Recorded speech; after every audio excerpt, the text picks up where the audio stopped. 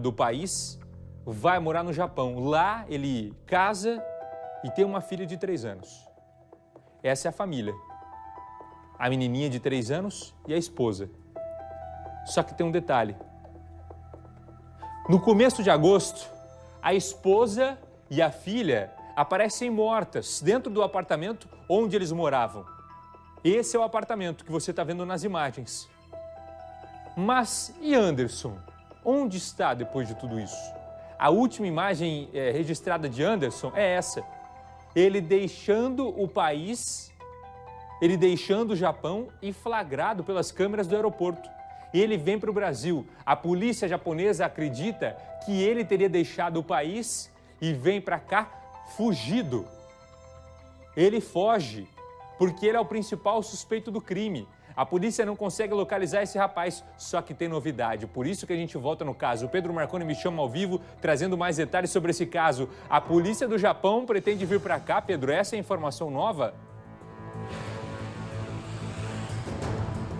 Essa é a expectativa, Buganza. E essa vinda da polícia do Japão aqui para o Brasil não deve demorar. Está prevista, inclusive, para os próximos dias, com possibilidade grande de chegarem aqui até o fim de semana. O que as autoridades do Japão querem? Conversar com as autoridades da área policial aqui do Brasil para entender se tem alguma investigação relacionada ao Anderson aqui no nosso país, também para repassarem o que eles têm de apuração em relação a esse caso para as autoridades brasileiras, reforçando que o Anderson, então, é considerado o principal suspeito de assassinar a própria esposa, também a filha do casal de apenas 3 anos, isso lá no Japão. Já são mais de 2 meses que o Anderson é considerado foragido lá no Japão. A última informação que a defesa passou é de que ele estava refugiado aqui no Brasil, mas não deu a localização dele. Isso ainda é um mistério, mas o Anderson é natural de Londrina e tem familiares que vivem não só aqui na cidade, mas também em outros municípios da região.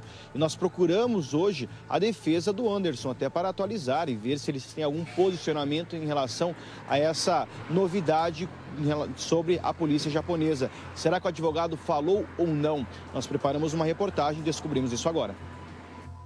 O nome do londrinense Anderson Barbosa, de 33 anos, voltou a ser notícia no Japão. Segundo a imprensa do país, policiais de Osaka planejam vir ao Brasil nos próximos dias atrás de informações sobre o paradeiro de Anderson, que é considerado o principal suspeito pela morte da esposa, Manami, de 29 anos, e da própria filha, Lili, de apenas 3 anos, em agosto.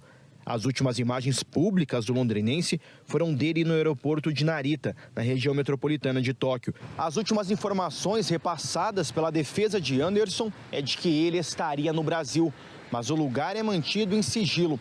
A família dele mora na região de Londrina.